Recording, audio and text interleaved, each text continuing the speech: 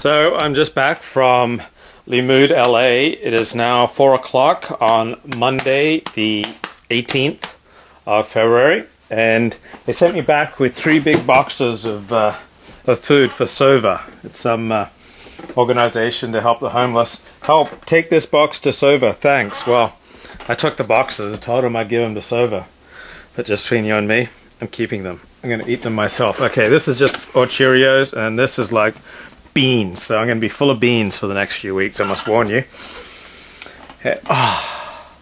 Limud, LA. Ooh la la. I mean, this was better than my first porn convention.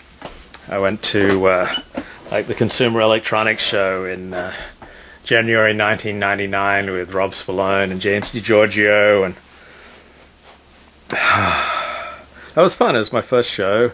And I went to the AVN Awards, and I was followed around the whole time by Peter Gilstrap, who wrote a New Times Los Angeles cover story. And that was pretty cool. But this was so much better. I mean, it was good people that I was surrounded with, and meaning, and it was my people, my tribe, my religion, my values. So I got off to an inauspicious start. I could not find a ride down there. About an hour drive from here in Costa Mesa from Pico Robertson, and my serial killer van managed to make it. I left at 11 a.m. on Friday the 15th, got down there at noon just as it was opening. I like to be on time, so I drove up just as Limud LA was beginning and grabbed my room. Had no idea who my roommate would be. I just indicated that I'd like someone to be Shomer Shabbat. And so packed up and grabbed a book, headed down to the lobby, and people started coming in, and I'd chit-chat and read and chit-chat and read. And wow, the next 3 days, just non-stop sessions from morning till night. Pretty much every day, or at least Shabbos and Sunday, I'd take a nap in the middle of the afternoon for about an hour. I'd refresh me, and then I'd go back to the sessions. And so I'd be at these sessions till about midnight, Friday, Saturday, Sunday nights. Saw Debbie Friedman in concert. I've got about 6 of her CDs, so that rocked. Got to reconnect with a lot of people that I haven't spent much time with, such as Rabbi Chaim Seidler Feller.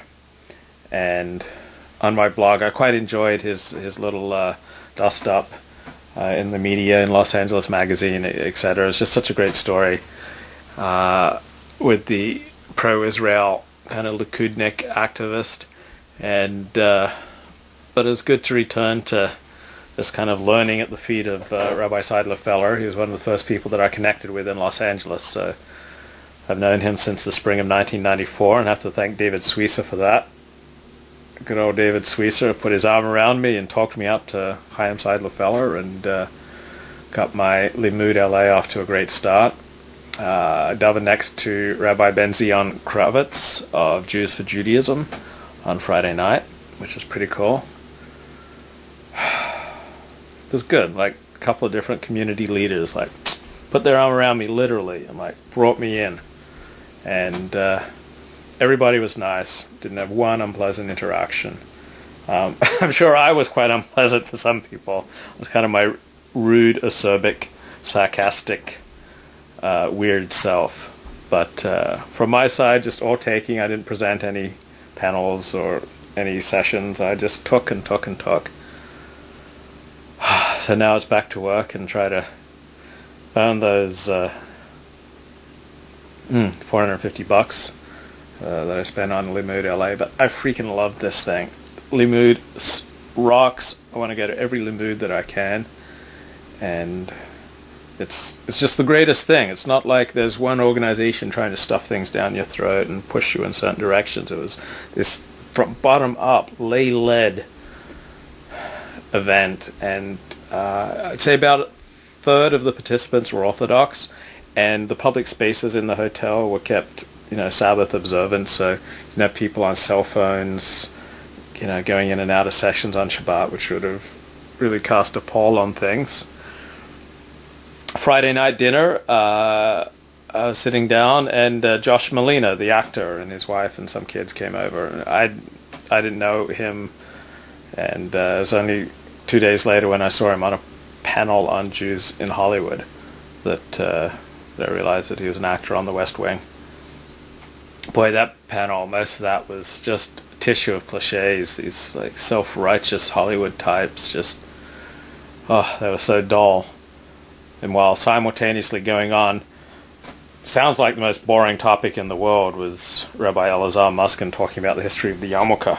But here he just gave a passionate, fascinating discussion, and it really rocked.